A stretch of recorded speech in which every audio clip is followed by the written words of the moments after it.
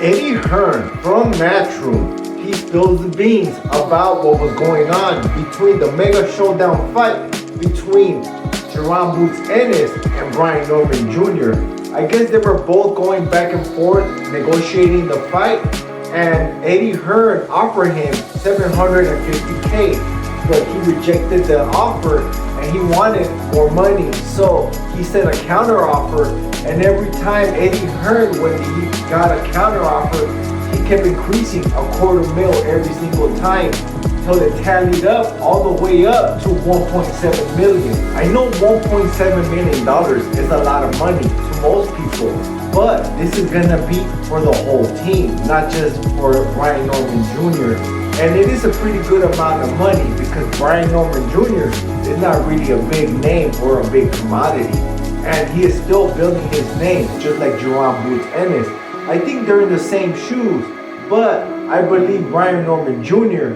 probably has more potential because he is 23 and Jaron Ennis is 27. But they're both in the same level as, being famous and all that stuff and accolades. On top of that, Brian Norman Jr. has to leave his entity company to go be promoted with Jaron Ennis. And this fight was supposed to be taking place in Philly, where people do get taxed. But Brian Norman Jr. stated that he would accept the $1.7 million, but the fight has to be taking place in Las Vegas when there is no taxes. Let's add these fights up. Okay, Brian Norman Jr. knocked out Santillan, right? And that was his best win. And Jaron Ennis' best win was against Royman Villa. So, they're in the same level of competition, and they're both need each other to make these mega showdown fights happen. Because who else is there at 147? It's either that or Ennis moves up to 154, because there's not too many top level fights at 147 at the moment. Jaron Ennis, I think, is the biggest name. And Brian Norman Jr. is becoming a bigger name because Jaron Ennis is trying to make a fight with Brian Norman Jr. So they're both saying each other's names. I really don't think none of these guys are ducking each other. Duck is such a strong word, but I believe they will fight eventually. It just takes time, and the fight probably doesn't make sense at the moment because they both gotta get a few fights in there to make the resumes a lot better so they could be more compatible to fight each other. It's a good fight right now, don't get me wrong. I'll still watch it, and I'll even pay for the pay-per-view, but don't sell it at $89.99 just like Canelo versus Berlanga. Canelo is already accomplished, but Berlanga hasn't really done anything. He is undefeated and he does have a lot of power, but come on, Canelo is going to destroy Berlanga.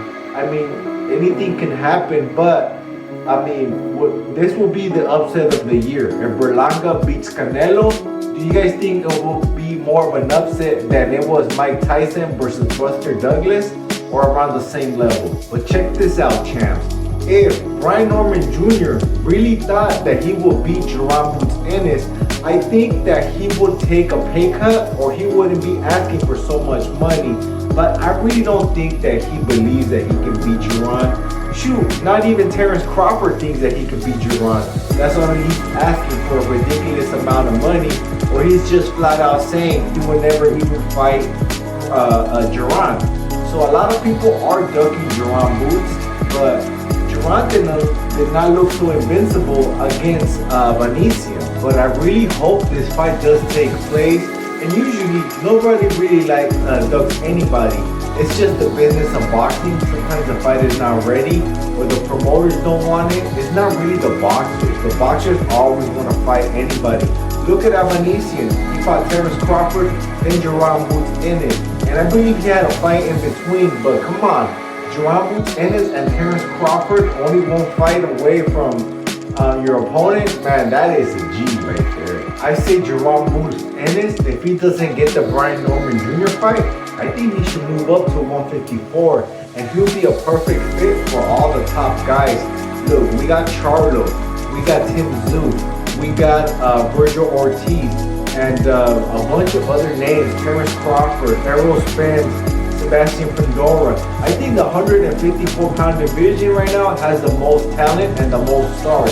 And I think it's the most popular division. It's better than the welterweight and the lightweight, I believe. Guys, imagine all the entities joined forces and they were all in one umbrella, kind of like the UFC. Boxing was just named boxing. There will be no more Golden Boy, no more PBC, none of that. How do you guys think the 154-pound division will look? Who will be number 1, 2, 3, 4, and 5? And then all the way up to 20. Because I know every single entity has a lot of talent, right? How would you guys rate these talents, and how would you guys think they will stack up on the rankings? And not just that, every single weight class, not just the 154, but I think the 154 has the most talent. That way it will make a little bit more sense.